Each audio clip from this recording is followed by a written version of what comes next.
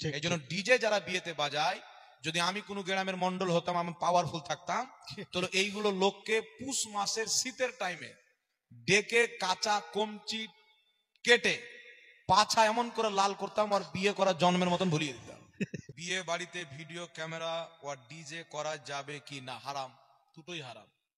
কথা বুঝছেন? বিয়ে বাড়িতে ভিডিও করা যাবে না, মহিলা টইলা আসছে।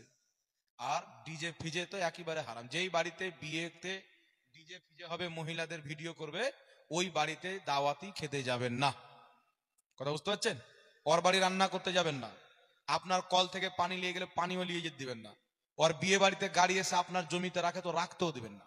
যেটা কোনো মুসলমানের বিয়ে নয়, খ্রিস্টানের বিয়ে হচ্ছে। কারণ মুসলমানের বিয়েতে ডিজে বাজে না, খ্রিস্টানের বিয়েতে ডিজে বাজে না। কি বলে? এই জন্য ডিজে যারা বিয়েতে বাজায়, যদি আমি কোনো গ্রামের মন্ডল হতাম, আমি পাওয়ারফুল থাকতাম, তো এইগুলো লোককে পুষ মাসের শীতের টাইমে ডেকে কাঁচা কমচি কেটে পাছা এমন করে লাল করতাম আর বিয়ে করা জন্মের মতন ভুলিয়ে দিতাম। বুঝতে পারছেন? এ বোনের বিয়ে দিয়ে ডিজে বাজছে, দেখ আমার বোন কাজকে নিয়ে যাবে আমার দুলা ভাই। তো এইরকম অযোগ্য জাহিল মূর্খ সমাজের মধ্যে আছে। যারা এগুলো করেছেন তওবা করবেন, আল্লাহ ক্ষমা করনেওয়ালা, নাকি বলেন? হ্যাঁ, তওবা কবুল করনেওয়ালা আল্লাহ। আপনারা যারা করেছেন তওবা করবেন, ভবিষ্যতে নিজেও ডিজে করবেন না। কেউ যদি গ্রামে করে, গ্রামের লোক ডেকে ওকে জুতোর গলা মালে দিয়ে 3 পাক ঘোরাবেন, জি, যেন ও বাপের জন্মে ডিজে না করে। আল্লাহ নবী সাল্লাল্লাহু আলাইহি সাল্লাম বলেছেন, আন নিকাহু মিন সুন্নতি, বিয়ে করা হচ্ছে আমি নবীর সুন্নাত। আর নবীর সুন্নাতে এ বেটা বাজাচ্ছে বোম্বে রান্ডের গান। তো তুই এখানে বিয়ে দিচ্ছ না, তুমি এখানে খেল তামাশা করছো। আল্লাহ বুঝার তৌফিক দান করুক। এগুলো নিকৃষ্ট কাজের জন্য কিছু বছর দাঁড়ান।